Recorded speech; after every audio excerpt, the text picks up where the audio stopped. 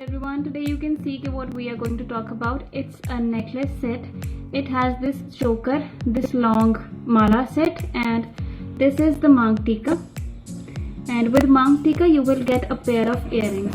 So basically it's a very beautiful set. इसके earrings और mang tika भी equally ही इसमें heavy आपको मिल रहा है set. You can see कि finishing कितनी अच्छी है. सबसे इम्पॉर्टेंट बात होती है फिनिशिंग की और कुंदन वर्क की, और जिसमें मोती हैं उनकी क्वालिटी क्या है. यू कैन सी के क्वालिटी पर बिल्कुल भी कोई कॉम्प्रोमाइज़ नहीं है. प्राइस आप इसका खुद देख सकते हैं कि कितना अफोर्डेबल है. अगर मार्केट में आप ये लेने जाएंगे तो आई कैन बेट यू कि ये आपको 1200-1500 से नीचे नहीं मिलेगा. सो डेफिनेटली इसको परचेज़ करें और अपने फेस्टिवल की ब्यूटी बढ़ाएं.